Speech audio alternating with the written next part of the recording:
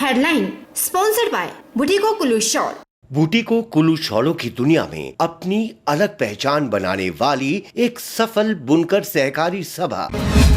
सोलन के बीबीएन में फूटा कोरोना का बम। कोरोना के एक साथ आए 19 पॉजिटिव मामले। राज्य में एक साथ इतने मामलों का पहला विस्फोट। 19 मामलों में 2 गर्भवती महिलाएं भी संक्रमित।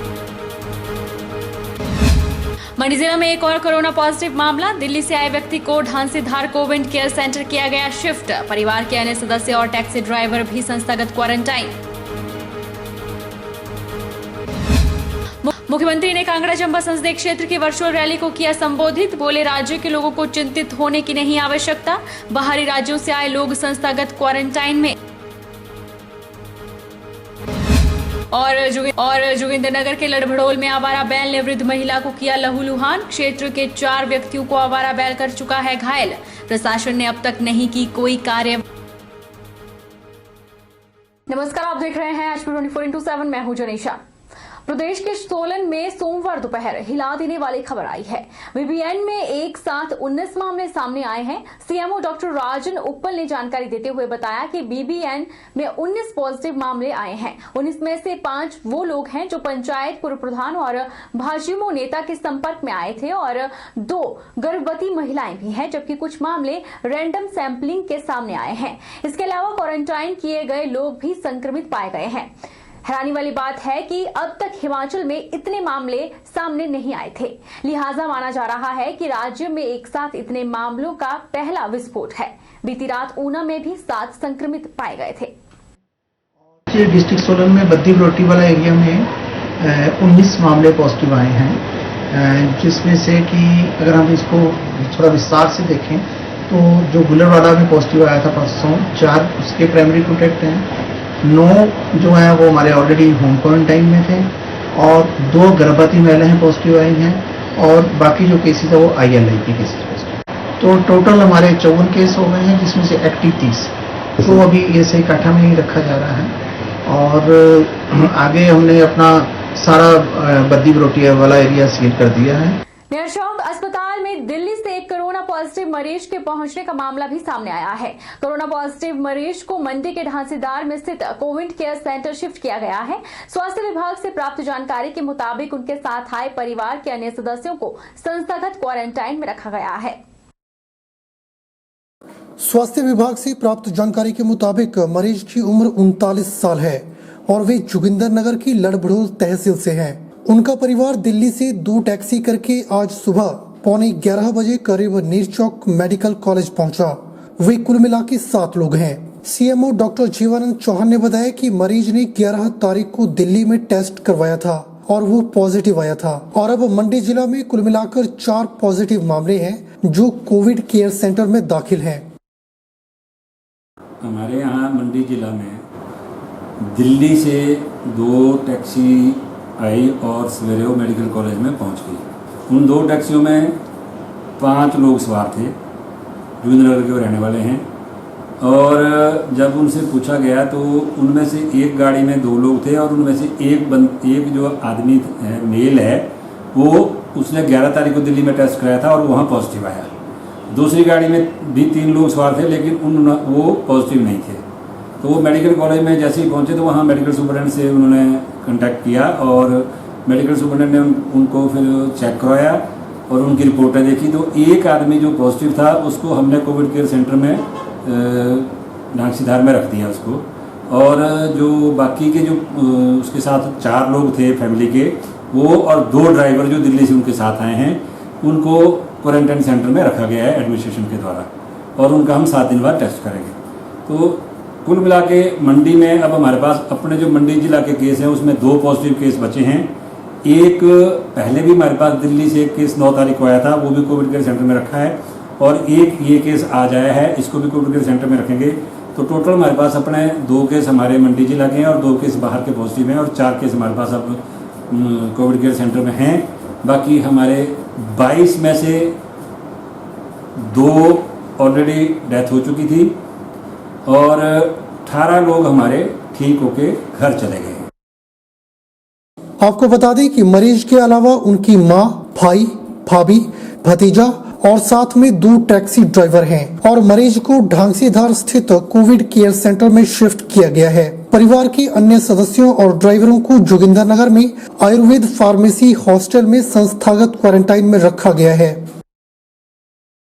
मुख्यमंत्री जयराम ठाकुर ने शिमला से कांगड़ा चंबा संसदीय क्षेत्र की वर्चुअल रैली को संबोधित करते हुए कहा कि आज भारत ने प्रधानमंत्री नरेंद्र मोदी के मजबूत और सक्षम नेतृत्व के द्वारा विश्व के देशों में अपना एक विशेष स्थान बनाया है। उन्होंने कहा कि उनकी डिजिटल इंडिया पर दूरदर्शी सोच के कारण ही आज कोरोना वायरस के समय में भी हम जनता से संपर्क स्थापित करने में समर्थ हुए हैं। मुख्यमंत्री ने कहा कि राज्य के लोगों को चिंतित होने की आवश्यकता नहीं है, क्योंकि बाहरी राज्यों से आए सभी लोग या तो संस्थागत क्वारंटीन है या फिर होम क्वारंटीन में है। जयराम ठाकुर ने केंद्र सरकार का देश की अर्थव्यवस्था के पुनः परिवर्तन के लिए 20 लाख करोड़ रुपए के आर्थिक पैकेज की घोषणा के लिए धन्यवाद किया। जिला चंबा के प्यूहरा में 3 दिन पहले मर चुके युवक की कोरोना रिपोर्ट पॉजिटिव पाई गई है। युवक किसके संपर्क में आकर संक्रमित हुआ, इसकी पड़ताल अभी की जा रही है। युवक के अंतिम संस्कार में शामिल हुए लोगों को विभाग की ओर से चिन्हित किया जा रहा है। सभी लोगों को निगरानी में लेकर इनके कोरोना सैंपल लिए जाएंगे। सोमवार को स्वास्थ्य विभाग के पास पहुंची रिपोर्ट के मुताबिक चंबा के 2 और लोग कोरोना पॉजिटिव पाए गए हैं। इनमें 16 वर्षीय युवक के साथ एक 45 वर्षीय महिला भी शामिल है। एहतियातन तौर पे, क्योंकि वो मृत्यु, हालांकि उस लड़के में कोई भी कोरोना से संबंधित लक्षण नहीं थे, ना उसमें उससे पहले कोई बुखार था, खांसी थी, कोई सांस लेने में शिकायत, कोई ऐसी शिकायत नहीं थी।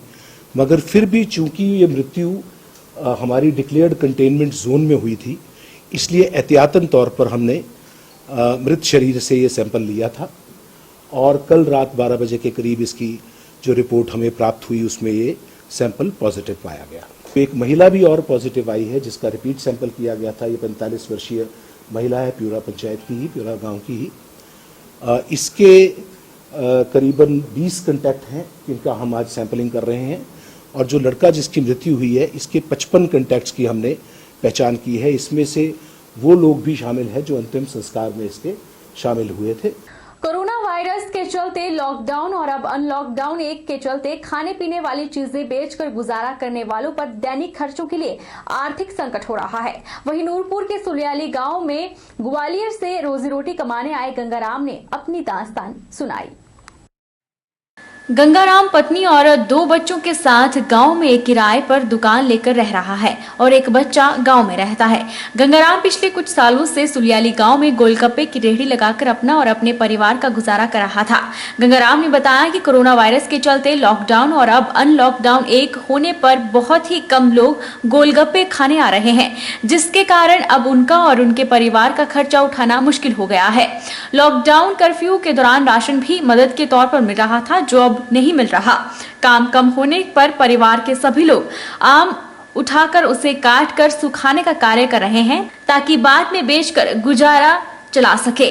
गंगाराम ने प्रशासन और हिमाचल सरकार से अपील की है कि प्रवासियों को डिपो में राशन और कुछ और सुविधाएं दी जाएं ताकि जब तक काम कम है तब तक अपना और अपने परिवार का पालन कर सके। पहले काम चलता था अच्छा यहाँ पे, और अभी मतलब लॉकडाउन की वजह से कम हो गया है। कोई लोग खा नहीं रहे, मतलब अपना काम चला रहे हैं, ऐसे आम वगैरह छील रहे हैं और ये काम कर रहे हैं। और लहसुन वगैरह जमा, वो जो आधार कार्ड जमा कर दिए उधर, तो लहसुन मिल नहीं रहा है। अभी गोलगप्पे की रेडी लगाते, मतलब पहले अच्छा चलता था, अभी लॉकडाउन की वजह से चल नहीं रहा है। ये पेट में कोई चल रहा है, जो राशन मिल रहा है पालन पोषण मिलना चाहिए हमको, और क्या करें बड़ी मजबूरी में। अब तो काम हमारा नेक भी नहीं हो रहा है, कब से बैठे हैं। हिमाचल प्रदेश के स्वास्थ्य विभाग में कोविड-19 के समय हुए कथित घोटाले को लेकर युवा कांग्रेस भड़क गई है। इसी कड़ी में युवा कांग्रेस ने डीसी बिलासपुर के माध्यम से राज्यपाल को ज्ञापन प्रेषित किया। ज्ञापन में कहा गया कि प्रदेश सरकार के इस करतूत के कारण मानवता शर्मसार हुई है और इससे प्रदेश सरकार के भीतर फैला भ्रष्टाचार भी उजागर हुआ है। युवा कांग्रेस ने राज्यपाल से इस सारे मामले की निष्पक्ष जाँच उच्च न्यायालय के न्यायाधीश से करवाए जाने की मांग की है।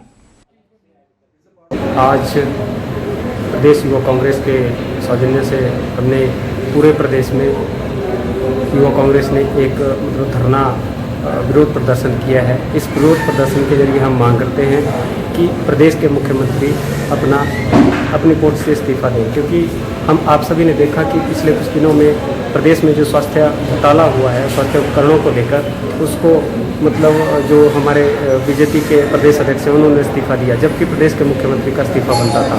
हमारी मांग यही है कि मतलब हाईकोर्ट के जज से इस मामले की जांच करवाई जाए और दोषियों को कड़ी से कड़ी सजा दी जाए। वक्त चला है छोटे से ब्रेक का। ब्रेक के इस पार फौरन लौटेंगे।